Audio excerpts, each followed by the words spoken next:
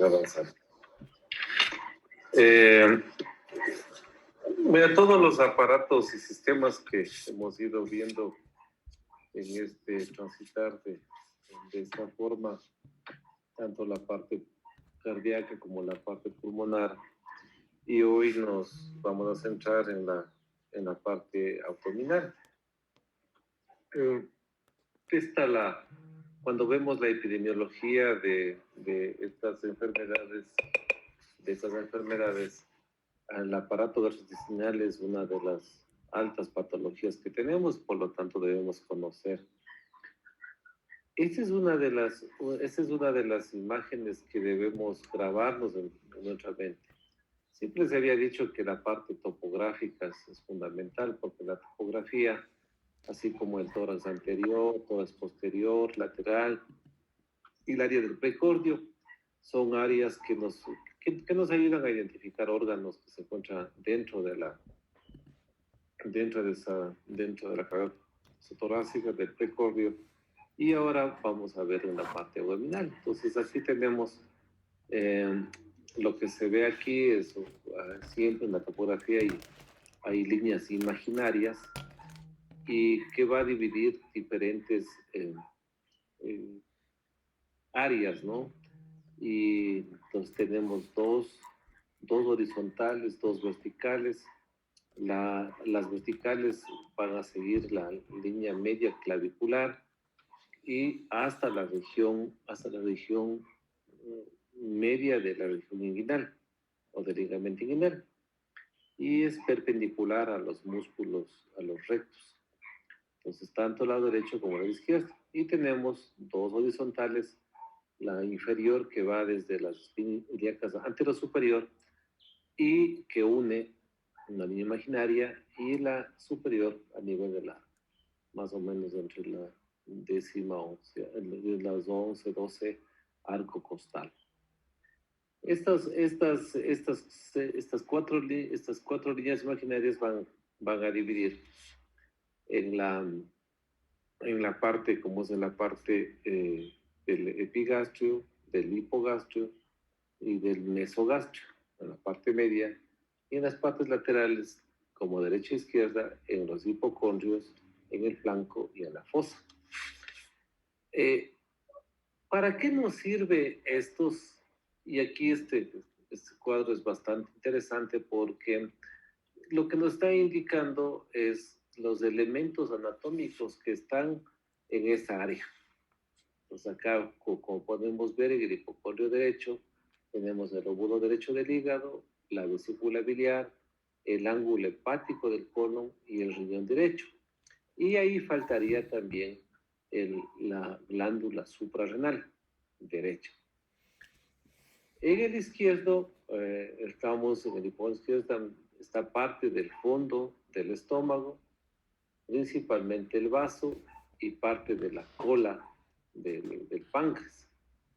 Y también el riñón izquierdo con parte de la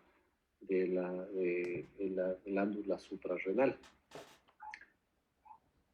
En el flanco derecho, ustedes ahí solo pensemos qué elementos podemos tener: colon ascendente, riñón derecho, asa del intestino delgado, una parte, porque el mayor porcentaje de intestino delgado va a estar en esta zona, en la zona del mesogastrio. Y también en la parte inferior tenemos el ciego, el apéndice, cuando es mujer, el ovario derecho y también el ilion terminal. Otro, acá podemos ver en el flanco izquierdo el colon descendente, el riñón izquierdo y también parte del intestino delgado. Así ustedes pueden ver aquí, tanto en el flanco derecho como en el mesogastrio y como en el flanco izquierdo, tenemos el intestino delgado.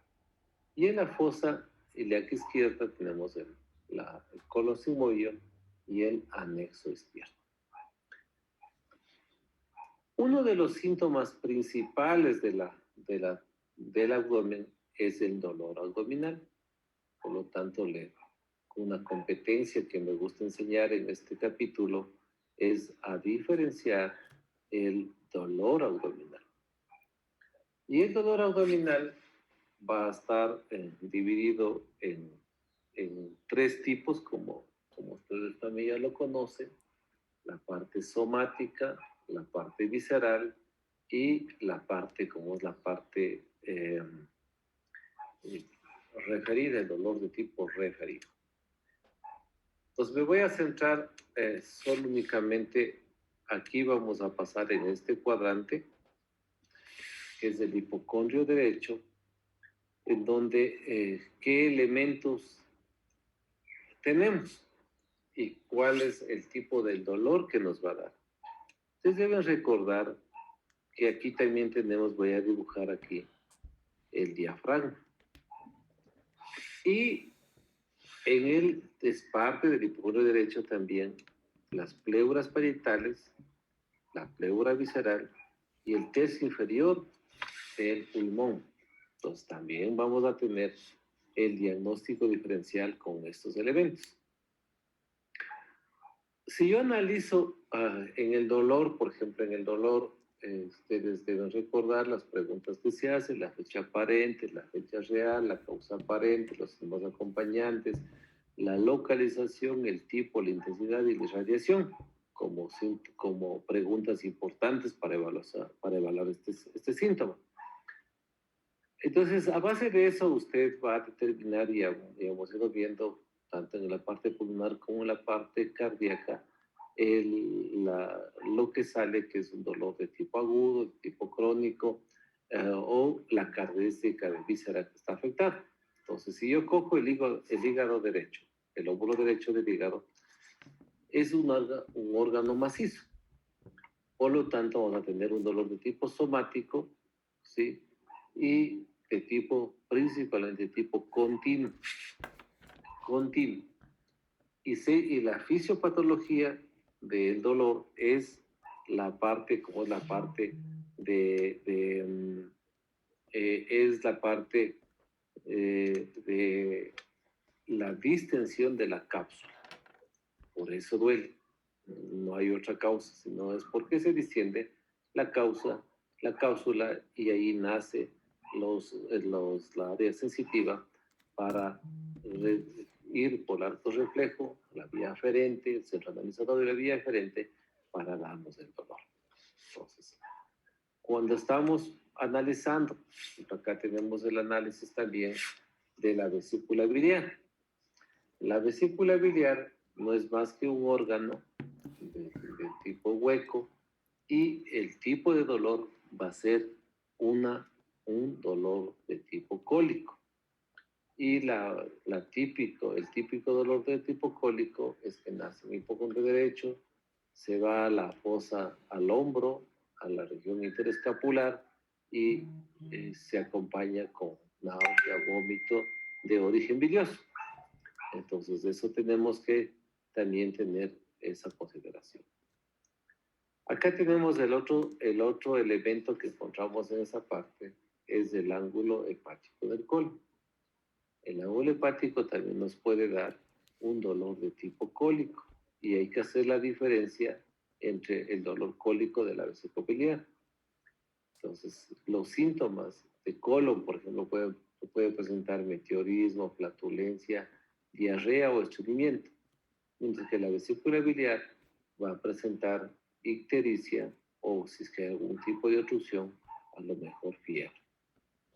Entonces acá ya tenemos dos elementos que nos pueden hacer una diferenciación, pero ojo, que por eso es importante cuando estamos analizando el dolor, todos los dolores, los síntomas acompañantes, porque los síntomas acompañantes también nos van a ayudar a determinar el órgano donde está iniciando la enfermedad.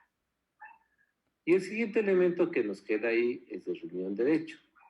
El riñón derecho generalmente no duele el riñón, salvo que se encuentre con una cápsula de Gerota completamente distendida. Por lo tanto, va a ser una masa grande que está produciendo la distensión, y eso causa el dolor. y además tiene un dolor de tipo continuo. También decía que en el polo superior del riñón derecho también podemos tener la glándula suprarrenal. Ese también nos va a dar un dolor de tipo continuo, pero tiene que ser una masa grande como para que nos dé esa sintomatología. Y generalmente los problemas de la glándula suprarrenal son cosas muy pequeñas que producen generalmente, que son ahí los tipos, los adenomas funcionantes o los carcinomas funcionantes, porque ahí podemos tener, ustedes recuerden la anatomía de la glándula suprarrenal, usted puede tener dos tipos de tumores, el feocromocitoma, sí, el feocromocitoma, que es una liberación de adrenalina y noradrenalina, y el cuadro clínico se presenta con hipertensión arterial esporádica o intensa, con el síndrome de Cushing, que también es el que produce un crecimiento de la glándula y nos da el síndrome de Cushing. Entonces, el paciente es obeso, pero solo de la parte del tronco y la cabeza en luna llena. Entonces, si estamos analizando la vía hepática, si estamos viendo los elementos anatómicos con los que se está haciendo el diagnóstico social solo a través del dolor, tiene que tener los síntomas acompañantes. Por ejemplo, el hígado, el síntoma va a ser la ictericia. Si es que tenemos la ictericia y cuando cuando hacemos el análisis, ¿no es cierto? Cuando hacemos el análisis del diagnóstico diferencial del dolor que están presentando, entonces ahí tenemos que ver los síntomas que se van acompañando. Cuando tenemos el dolor de tipo cólico, de la vesícula, el síntoma acompañante va a ser la ictericia. Y si es que hay una obstrucción completa, vamos a tener el síntoma también la acolia y la coluria. La colia, heces blancas, y la coluria, orina de color café como Coca-Cola, y lo que nos está indicando ahí es que hay un proceso de tipo obstructivo versus infeccioso. Entonces, eso es muy importante para ir haciendo el análisis. Cuando tenemos la patología a nivel hepático, generalmente son síntomas muy vagos, porque se produce una distensión abdominal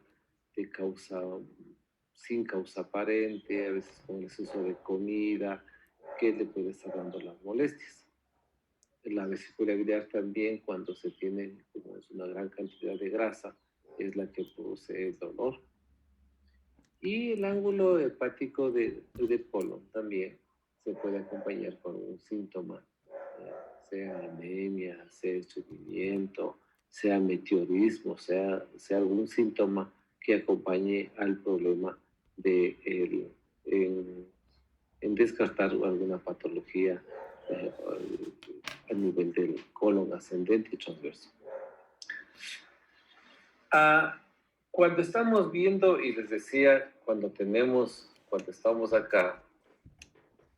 estamos viendo acá la pleura parietal y la pleura visceral, entonces aquí vamos a tener también un dolor en punta de costado.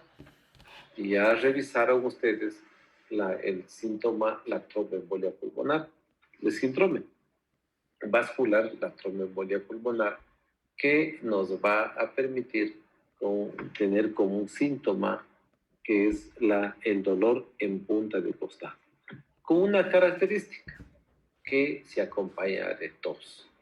Entonces, cuando estamos haciendo un diagnóstico diferencial de estos diferentes elementos, por ejemplo, una neumonía basal, una pleuresía basal derecha, hay que asociar con el problema, con la afectación de la pleura parietal.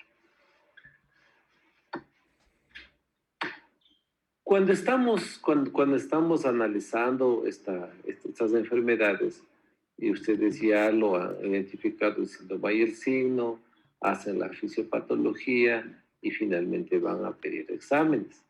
Entonces, el examen que debe realizarse en este paciente es la ecografía hepática o un eco de abdomen superior, en donde nos van a permitir ver el tamaño del vaso, el tamaño del hígado y también nos va a ver si es que hay alguna afectación a nivel de la vesícula biliar o de los conductos biliares. La, el estudio, del óvulo, como es del hígado, el estudio que tiene mayor sensibilidad es la ecografía abdominal, inclusive para ver también todo lo que es la vesícula y la vía biliar. También cuando uno sospecha de alguna patología, cuando uno sospecha de una patología a nivel del pulmón, nos puede ayudar una placa simple de tórax, porque eso nos va a permitir ver los elementos anatómicos, principalmente la área basal donde tenía el derrame pleural.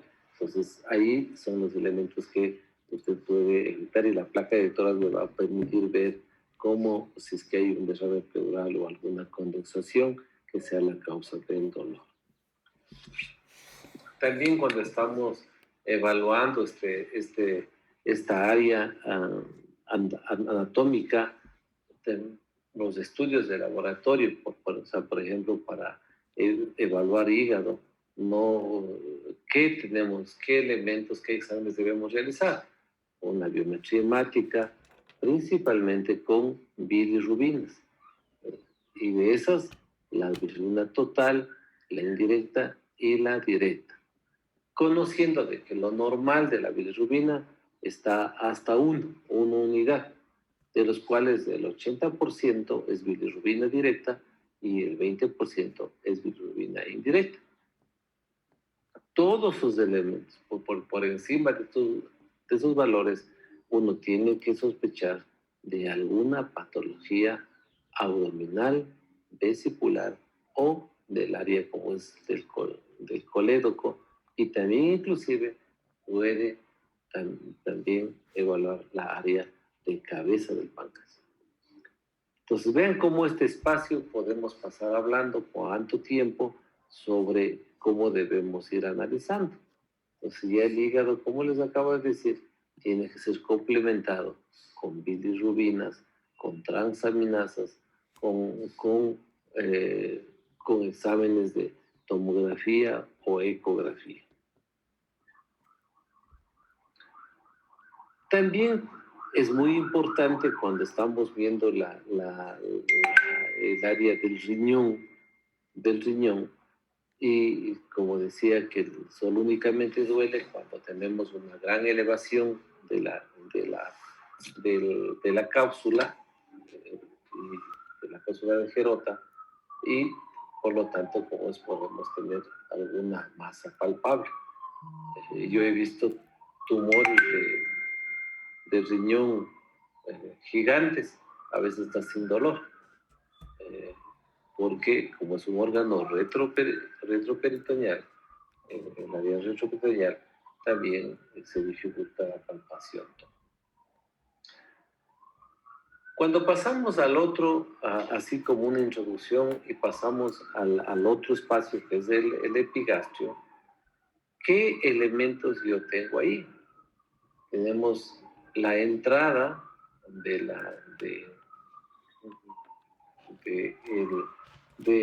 esófago a nivel de la unión gastroesofágica, primer síntoma, o sea, primer órgano. Después tenemos todo el elemento de la curvatura del estómago y también la salida a través del píloro. Los síntomas más frecuentes que usted puede tener en esa área es el dolor, pero es el dolor de tipo ulceroso. que, que intensifiquen el ayuno, pero se modifica o sea, con la comida. Entonces tiene que ver mucho con estas variaciones entre cuando come y cuando no se alimenta. También el síntoma, como es ahí, también el síntoma, aunque no es exclusivo del estómago, pero también puede aparecer el síntoma náusea, vómito. Y en los vómitos, usted puede tener una variedad de vómitos. Por ejemplo, tiene la hematemesis, salida del contenido sanguíneo del paciente, por una úlcera, por una geodisplasia, por alguna causa que esté sangrando. También podemos tener un síntoma que es la cola del vómito con sangre, que es la melena. Y ese es un signo de sangrado digestivo alto. Otro de los síntomas también que aparece en el epigastrio es la pirosis. Y generalmente asociado a una hernia hiatal, que por alguna causa hay la incompetencia del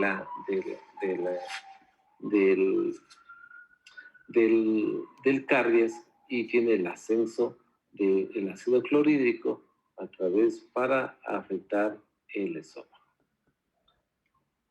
También podemos ver parte del lóbulo izquierdo con las mismas consideraciones que hemos hecho en el lóbulo derecho. Y ahí se va en la parte posterior, se ve la aorta y también se ve la cabeza del páncreas, pero no en su extensión, sino un segmento de la cabeza del páncreas que puede estar en el epigastrio. Cuando vamos viendo después ya el hipocondrio derecho, lo que tenemos ahí, ¿qué elementos? Ya habíamos hablado del condrio gástrico, y qué elemento tiene es el vaso en el hipocondrio como es izquierdo. Entonces, por lo tanto, puede que cuando se crece, cuando hay una hepatomegalia, una esplenomegalia, puede presentar una esplenomegalia, y es un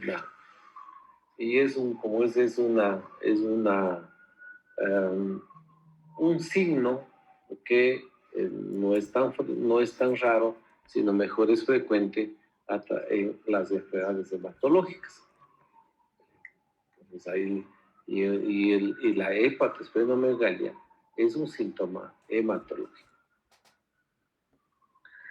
También cuando estamos viendo el área del epigastrio, en la parte posterior está descendiendo la aorta, y puede existir un aneurisma de la aorta, por lo cual también puede ser el dolor intenso, tenebrante, que es muy difícil de controlar cuando se tiene un aneurisma de aorta. Y no se diga así también cuando estamos enfrentándonos a un cuadro de una pancreatitis, que puede ser aguda o que puede ser crónica. Entonces, si ustedes ven los tres primeros espacios, el hipocondrio derecho, el epigastrio y el hipocondrio izquierdo, están llenos de estos elementos que nos van a dar una característica nos van a dar para nosotros poder llegar al diagnóstico. Cuando estamos viendo el flanco derecho y el flanco izquierdo, tenemos en el derecho el colon ascendente, en el izquierdo el colon descendente, pero también vemos que hay con mayor presencia en esta área el riñón izquierdo. Entonces, el riñón izquierdo es el que tiene una presencia, y con las mismas consideraciones que realicé en el hipocondrio derecho. Para que exista dolor, tiene que haber una gran distensión de la cápsula. Si no existe, no hay cómo se explique desde el punto de vista de la fisiopatología un dolor de origen renal. Y no es nada raro la presencia de esta patología. Si ustedes ven el flanco derecho y el flanco izquierdo, tienen los mismos elementos, el uno el colon ascendente, el otro el colon descendente, y también tenemos ahí el riñón derecho. No olviden también las consideraciones que hice de el crecimiento de la glándula suprarrenal con dos tumores, uno que es el feocromocitoma, que es la producción de catecolaminas, y otro que es el síndrome de Cushing, que es la hiperproducción de el cortisol. Esto puede ser por tumores benignos, puede ser por tumores malignos. Y hay una cosa que usted ve también en estos dos, tanto en el flanco derecho como en la izquierda, que se repite algo, que es la presencia de las danzas de intestino delgado. Como son difusas, pues puede ocupar ese espacio. Pero hay una característica básica. El síntoma acompañante del intestino delgado es la diarrea. Entonces, cuando tenemos una diarrea, creo que todo el mundo hemos tenido una diarrea, pero de pronto puede ser recurrente o con síntomas que le lleve a la deshidratación, es muy importante evaluar qué está pasando e inclusive se puede pedir hasta una colonoscopia. Cuando vamos al flanco derecho, ¿qué elementos anatómicos? Siempre que usted esté viendo una topografía, siempre pregúntese qué elementos yo me veo, o sea, qué elementos yo veo detrás de esa imagen. Pues para eso los antiguos semiólogos debieron haber clasificado, debían haber visto para decir, así vamos a hacer en estos elementos perpendiculares, vamos a tener, y con eso vamos a dar el diagnóstico, el diagnóstico de la enfermedad. Entonces, en la zona, ustedes ven aquí, y hemos hablado de hipocondrio derecho, hipocondrio izquierdo, el área del epigástrico, había hablado exclusivamente solo del área del estómago, y con los síntomas de hematemesis o melena, que puede ser síntomas acompañantes de sangrado digestivo alto.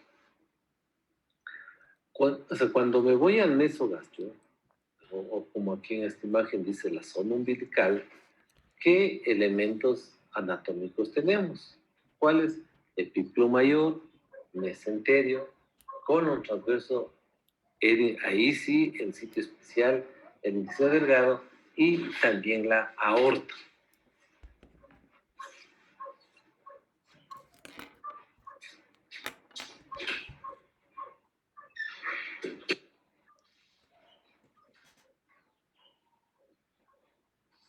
Ya, solo fue a prender la luz. La aorta. Entonces, y el dolor, como es el dolor aórtico, también es un dolor de tipo vascular que nos puede dar ahí el aneurisma de aorta con la disección aorta. Pero en el mesenterio, ustedes, ¿cuáles son los elementos más importantes del mesenterio?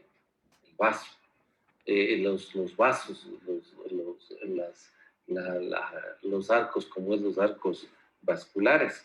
Y por lo tanto, estos pacientes, mucho más cuando son de tercera edad, puede haber las isquemias mesentéricas.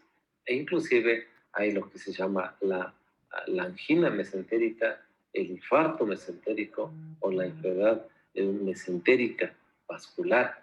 Y también se ve, tiene alguna característica del dolor precordial. E inclusive cuando se tiene alguna patología vascular a nivel como es abdominal, es el dolor con las comidas. ¿Qué pasa? ¿Qué pasa cuando en la fisiología, qué pasa cuando estamos comiendo? El mayor porcentaje de sangre se va al intestino, porque necesita retirar los diferentes los elementos nutricionales para absorber. Es por eso que ustedes han de ver escuchado de que no se puede, como no se puede jugar y comer, porque hay gente que hasta se infarta o tienen dolor abdominal, porque la, la, la distribución cuando hacemos ejercicio se van a los músculos y cuando comemos vamos se van al intestino. Entonces el ejercicio con la comida hay que tener mucho cuidado, mucho más las personas de edad que ya no tienen la capacidad de adaptarse a estos cambios bruscos, porque ustedes como conocen, el ejercicio también demanda mucho gasto de energía, así también como la parte de la deglución y todo el paso desde el bolo alimenticio hasta que se va a las heces o se elimina. Entonces hay un sinnúmero de cosas que a usted le tiene que que tiene que irle analizando. Cuando vamos como es analizando la fosa ilíaca izquierda, usted tiene ahí tiene dos elementos, uno del intestino delgado y otro del intestino grueso. ¿Cuál? Es el ciego, ¿sí? Y el hígado terminal. Entonces, estos pacientes pueden tener dolor de tipo cólico. Y ha habido, como hay una patología que se llama tiflitis, que es una inflamación de los ganglios en esa área, y que puede hacer confundir también con una apendicitis aguda. Y muchas de las apendicitis que son, en la medicina se conoce como apendicitis blanca, se llama. Es que cuando se hace como es el histopatológico, el apéndice ha estado normal, no ha habido ninguna patología ahí. Y cuando tenemos la área del epigacho, igual nos pasa como es en la fosa izquierda, ahí tenemos el colon sigmoide y también tenemos el anexo izquierdo. Pero ahí se puede presentar lo que se llama la apendicitis izquierda. Se presenta la apendicitis izquierda y se ve es el dolor típico de la apéndice derecha, pero se ve en diverticulitis o diverticulosis, porque se inflama el divertículo y eso no tenemos como este síntoma que tiene que presentar el paciente. Ahí hay el apéndice izquierdo. En el área del hipogastrio, si nosotros vemos abajo, tenemos dos elementos. Tenemos la vejiga y tenemos el útero. Pero también tenemos otros elementos que no están nombrados ahí. ¿Cuáles? La próstata, la parte terminal de los ureteres y también el inicio de la uretra. Entonces, también podemos tener como hay un caso que es un dolor, el cólico nefrítico, que es el que también puede darse, porque en la parte terminal del uréter puede existir alguna obstrucción y eso nos puede dar la sintomatología. También tenemos el área de la vejiga y hemos de ver en la parte de urogenital hay los síntomas superiores y los síntomas inferiores. Se clasifican desde el punto de vista biológico los síntomas superiores como los síntomas inferiores. Los síntomas superiores tienen que ver con la afectación del riñón. O sea, algo está pasando ahí. ¿Y cuáles son? La poliacuria, la hematuria, la oliguria y la anuria. Entonces, esos son síntomas. Cuando escuchamos síntomas de que el paciente está oligúrico, entonces ya usted tiene que irse y relacionar con alguna patología que está pasando en el uréter, en el riñón. Entonces, hay una de las cosas que ustedes deben ir aprendiendo ya poquito a poquito, es como les estoy haciendo ver este contexto general de las diferentes manifestaciones clínicas que potencialmente podríamos tener. Y de acuerdo a eso, por eso es muy importante la anamnesis, porque en la anamnesis usted, cuando le dice, y les enseño a ustedes, me duele la boca del estómago. Entonces, si el paciente dice, me duele la boca del estómago, usted rápidamente tiene que irse a su conocimiento. ¿Qué elementos yo tengo en la boca del estómago, en el epigastrio? Entonces ahí, de acuerdo a eso, usted va a hacer, ya desde ese momento comienza a hacer un análisis fisiopatológico. E inclusive en la anamnesis usted está intentando buscar algún síntoma, algún signo que me ayude a mí a determinar esa causa. Entonces, eso es así, hay que ir analizando. Y vean, acá tenemos diferentes elementos, ¿no? Por ejemplo, tenemos el hígado, el vaso, el páncreas, que son órganos macizos. Eso nos va a dar un dolor de tipo somático, un dolor de tipo continuo. Pero de los otros elementos, que son los elementos de tipo hueco, esos son otro tipo de dolor, va a ser el dolor de tipo visceral que se da a través del cólico.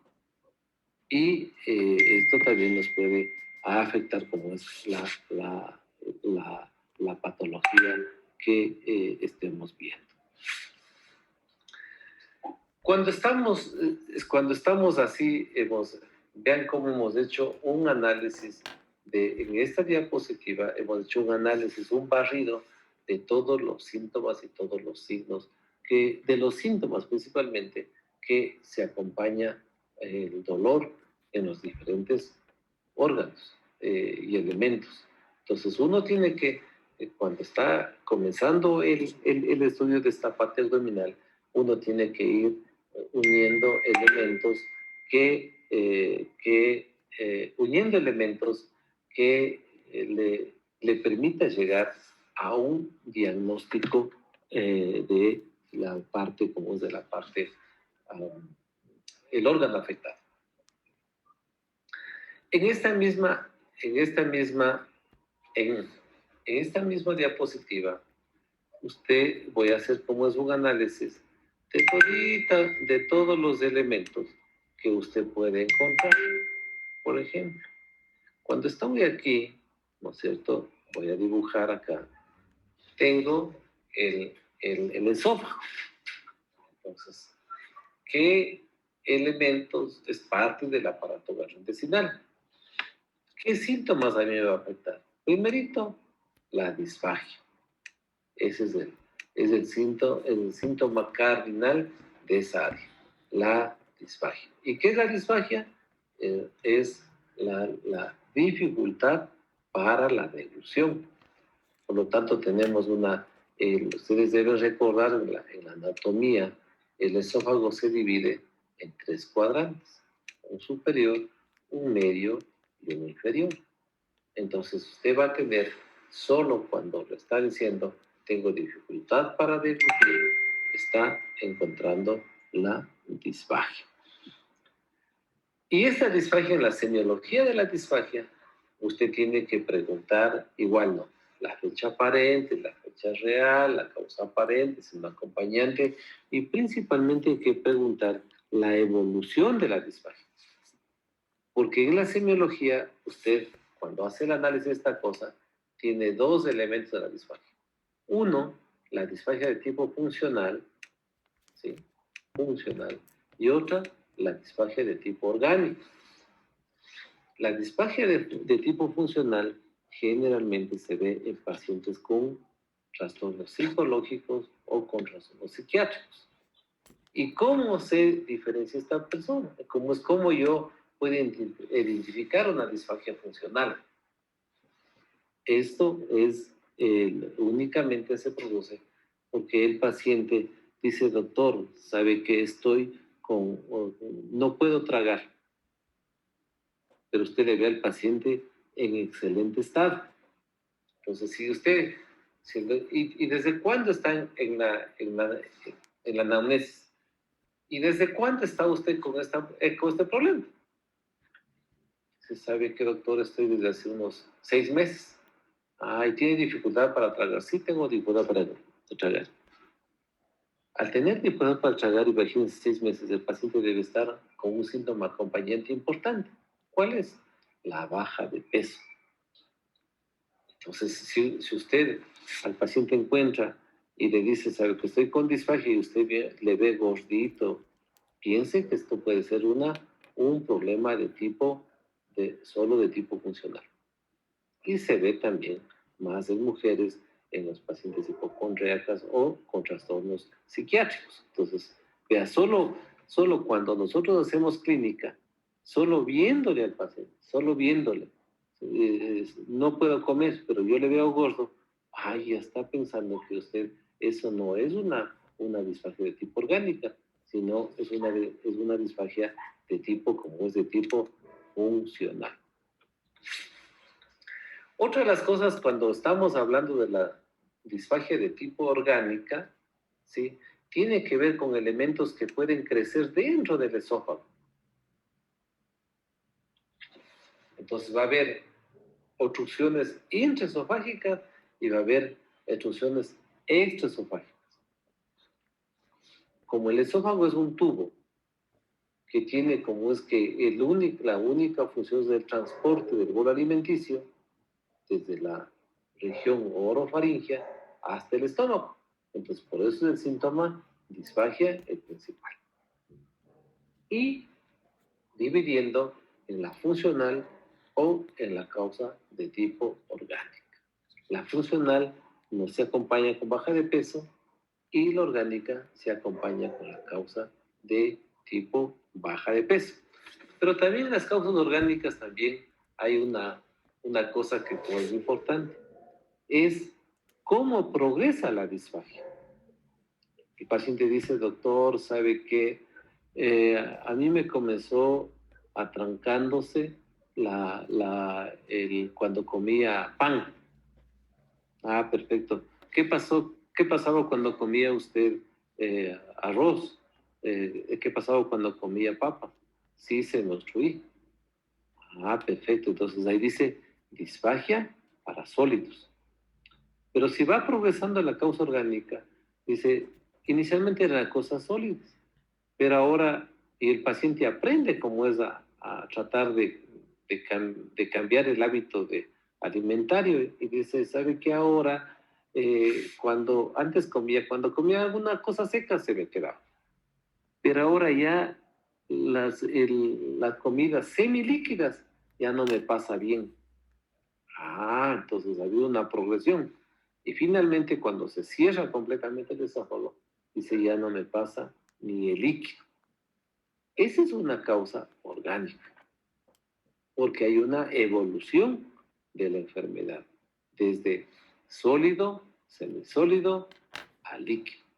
Y se acompaña, como ya no puede comer, se acompaña con baja de peso. Entonces, así que tenemos que ver, y claro, el diagnóstico va a ser a través de una endoscopia digestiva alta y posiblemente encuentre la causa, el por qué está con la disfagia orgánica. También, como es un órgano que se encuentra en la parte del mediastino pues, a posterior, tiene relaciones con la cara anterior del corazón. Y ustedes en su insuficiencia cardíaca congestiva deben haber leído que también puede producir el paciente disfagia, porque el corazón cardiomegálico comprime la área externa o la parte externa del esófago, dando la obstrucción. Entonces, vean aquí, lo que tenemos aquí en esta primera parte son los síndromes esofágicos. Y ahora ya conocen ustedes que ha habido un síndrome esofágico funcional y un síndrome esofágico de tipo orgánico. Y el orgánico puede ser por una obstrucción intraesofágica o puede ser por una extraesofágica. Extra. Entonces, el intraesofágico que obstruye a través de algún elemento está pasando. Por ejemplo, tiene una disfagia aguda en los niños, por ejemplo, cuando se pasa alguna moneda, cuando se pasa es muy común pasarse otros cuerpos extraños. Y claro, es una disfagia de tipo agudo.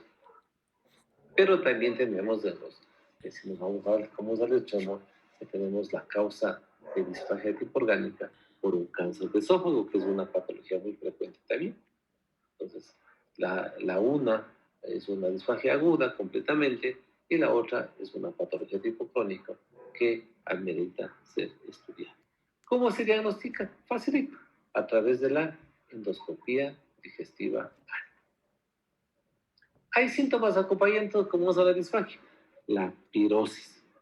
¿Y qué es la pirosis? La pirosis no es más que la salida del contenido de ácido del estómago y la subida a través el esófago.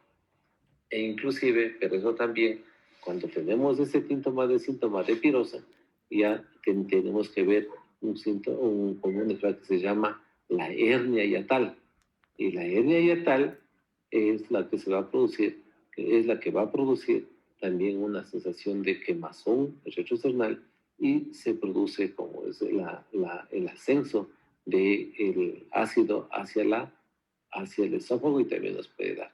E inclusive los pacientes que tienen ese problema pueden tener un síntoma crónico, porque al seguir subiendo el ácido clorhídrico también va a irritar todo lo que es la área, como la área de la orofaringe, y nos puede dar este tipo de la carraspera o el dolor orofaringeo, la tos, que son síntomas acompañados. Entonces aquí estamos viendo el primer síndrome gastrointestinal, que es el síndrome esofágico de dos orígenes, funcional, y el otro de tipo orgánico. Después cogemos acá al estómago, ¿sí? Así más o menos el estómago, ¿ya? Y aquí tenemos, ¿qué síndrome tenemos aquí? Tenemos el síndrome más frecuente, es el síndrome ácido péptico. ¿Ya? El síndrome ácido péptico. Y este síndrome se va a dividir en algunos elementos, ¿no? Por ejemplo, puede haber la típica gastritis, ¿sí? O las úlceras. Entonces aquí tenemos la gastritis y la úlcera. Y el dolor del estómago es de tipo quemante. Quemante, ¿no? Porque tiene que ver con la hiperproducción del ácido clorhídrico. Y cuando estamos hablando de que hay una alteración de la mucosa, puede también acompañarse de náusea, vómito, y puede llegar a ser hasta hematemesis.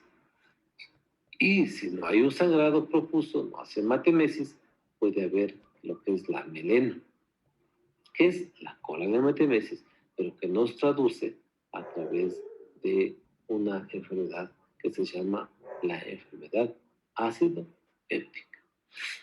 Y la enfermedad ácido péptica se va a dividir en gastritis y úlceras.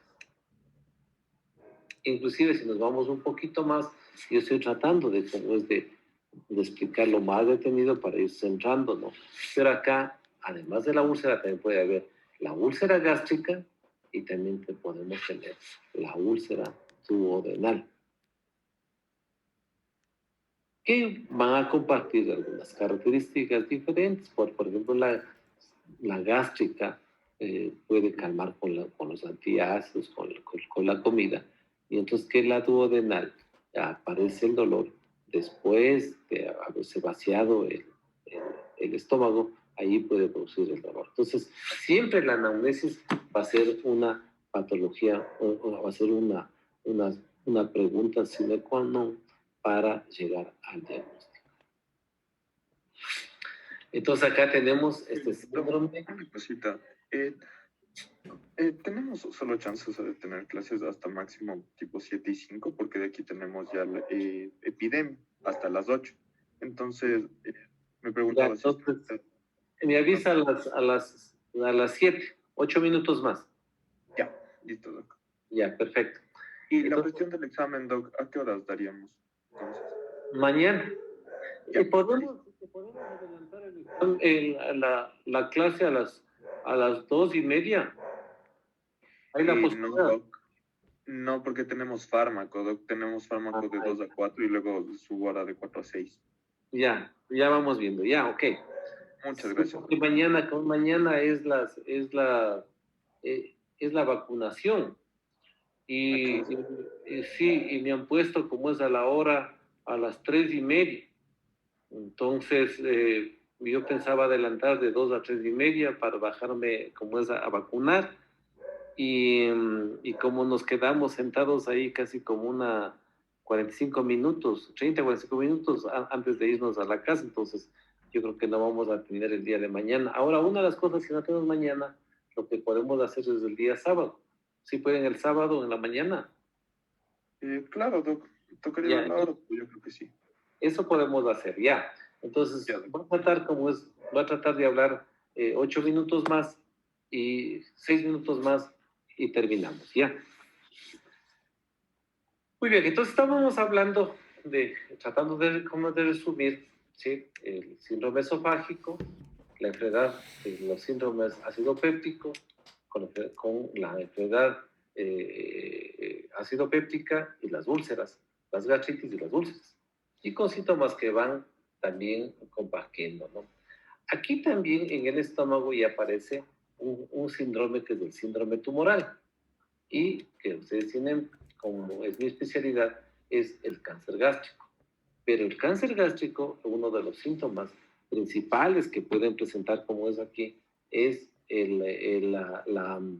la parte, como es la parte de la anemia de tipo ferropénica. Ese es el síntoma que puede presentar, o el síndrome que puede presentar. Entonces hay que estar pendiente como es para poder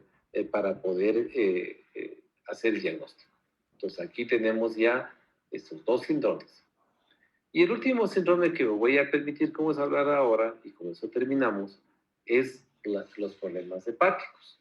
Entonces acá vamos a tener el principal síndrome que se estudia aquí es el síndrome ictérico. El síndrome ictérico. Y el síndrome ictérico, ahí ustedes ya deben conocer que hay una ictericia prehepática, una ictericia hepática y una ictericia poshepática.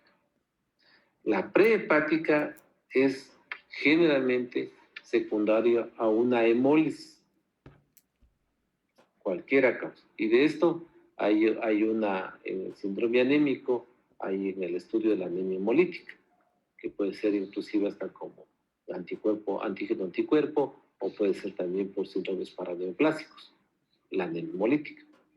Y ahí se caracteriza aquí, para el diagnóstico del síndrome ictérico, ¿qué debemos hacer?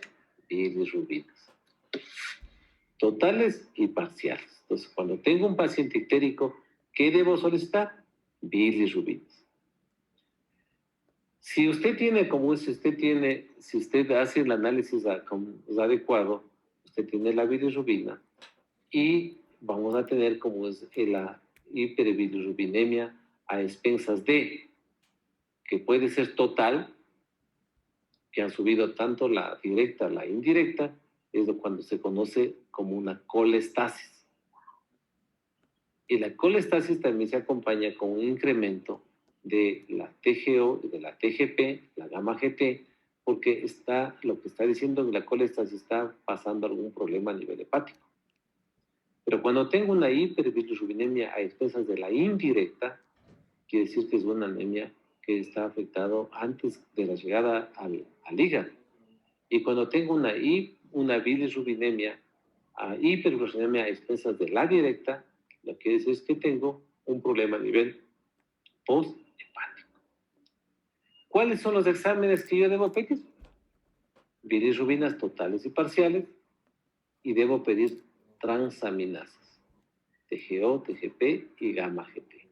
La transaminasa, en definitiva, lo que a mí como me indica es el funcionamiento del hígado. Y cuando hay un incremento de las transaminasas, lo que se produce en la necrosis hepática. Eso es lo que produce. Inclusive usted cuando toma, por ejemplo, y usted hace, y al siguiente día usted hace unas bilirrubinas unas transaminasas y eso está elevado. Entonces hay que tener mucho cuidado porque la parte, el uso crónico del alcohol hace también que se dañe el hígado.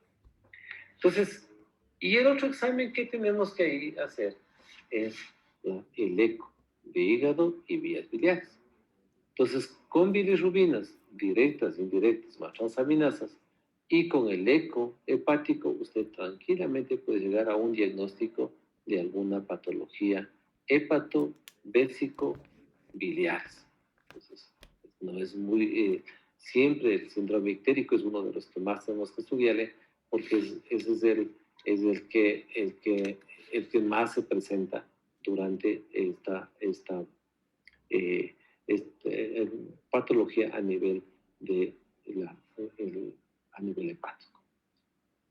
Entonces, con esto, yo creo que hemos visto los síndromes esofágicos, los síndromes epigástricos y también el síndrome ictérico. Y así vamos a seguir viendo poquito a poquito para la afectación, ir viendo los diferentes elementos que tenemos en esta patología gastrointestinal. Entonces vamos a quedar entonces ya ahorita ya son a las 18:59, entonces nos vamos a, no sé si tienen alguna pregunta para